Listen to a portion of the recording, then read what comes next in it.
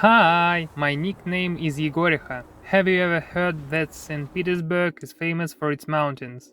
Me neither, but such hills exist, and I'll tell you about the two highest of them. We'll walk along Duderhof Heights, learn about their history, and enjoy the riot of autumn colors. Few people even from Petersburg know about these mountains.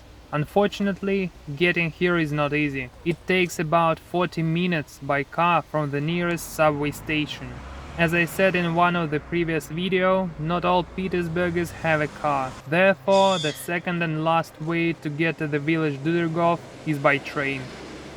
The railway has been operating since 1870, and the station building was built in 1890. The road was laid for the trips of the imperial family from St. Petersburg to the Gatchina Palace. It has only one track, which is rare in the city now. Trains departing towards Gatchina go back along the same track, but in the other direction. The station building has been preserved quite well. The red brick building was richly decorated with wooden carved elements painted yellow. Many of them are now lost, and most of the building isn't used. Duderhof Heights is a natural monument formed by three mountains: Voronya, Orekhova, and Kirgov. The first two peaks are on the same base. At the foot of both mountains and between them, the village Duderhof is built. Our walk takes place along them. There is a small ski resort on Mountain Kirgov, and we won't visit it. The climb to Mountain Voronya starts not far from the station and is made in the form of a long wooden staircase. If you want to walk here, be prepared for a lot of steps. I'm quite an athletic person, so the climbs are not a problem for me, but some of my smoker friends take a break more than once to catch their breath.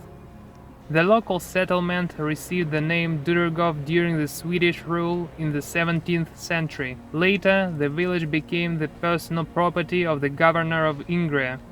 Previously, Swedes and Finns lived in this territory, so the names of many villages and settlements have retained names that are different from Russian ones: Duderhof, Vilazy, Pikolova, etc. There are many signs on the park grounds telling about the flora and fauna of these places. We are here. Having overcome the stairs and turned around, a spacious view opens up before us, over the lake, villages and the field. On the right you can see Krasное Selo, which in the past was an independent small village, but is now part of St. Petersburg.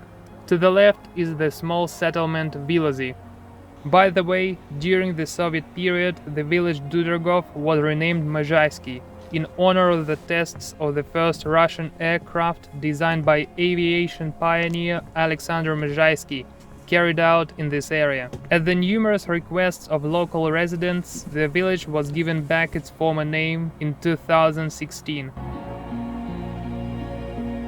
I really love coming here to enjoy this spacious and peaceful view. It's especially beautiful in the early autumn when trees have already colored their leaves, but they haven't yet fallen.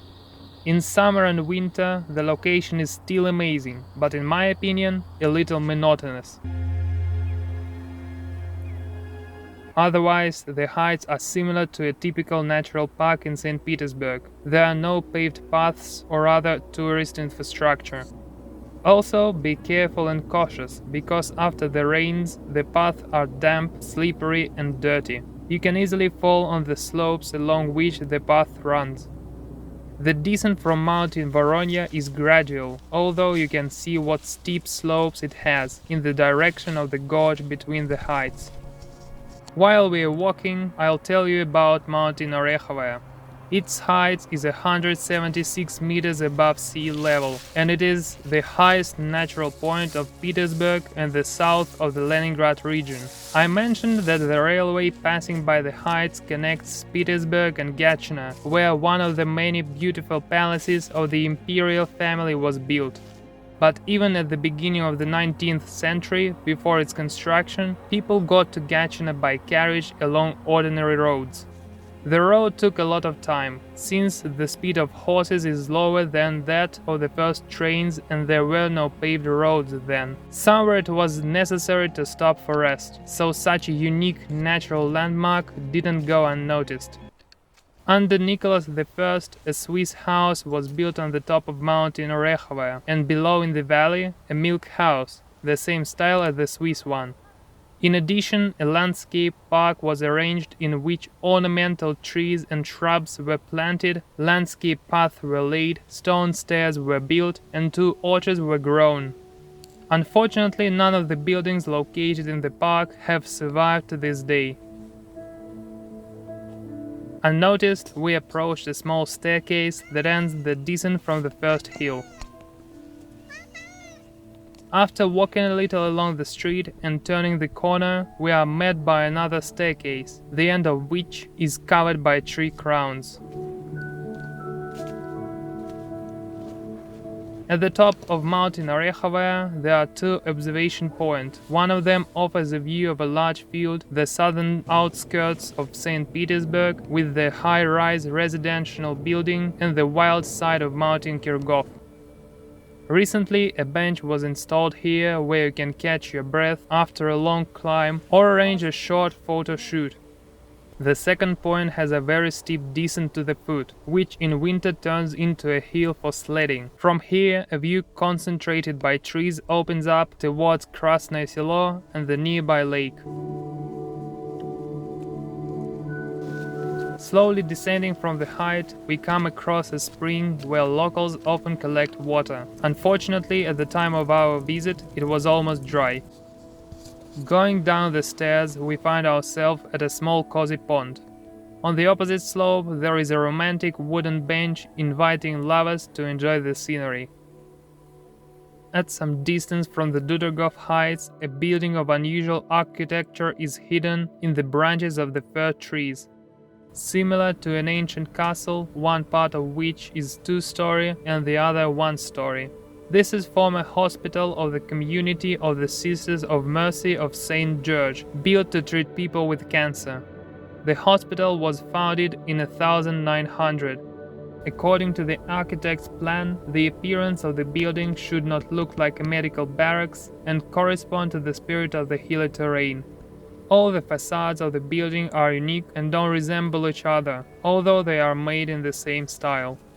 At the junction of the volumes, a round staircase tower with narrow windows is cut in. The building is mainly faced with light yellow brick. The base is made of stones with uneven chips of red and grey shades. The stair railings, balcony grills and terraces are forged from iron. After 1914, the hospital was occupied by an orphanage, Finnish and Soviet schools, and since 1979 the building has been used as a ski base for a children's sports school. Our autumn walk through the most non-tourist mountains of St. Petersburg is coming to an end. Thank you very much for walking with us today. See you on new walks through non-tourist places of St. Petersburg.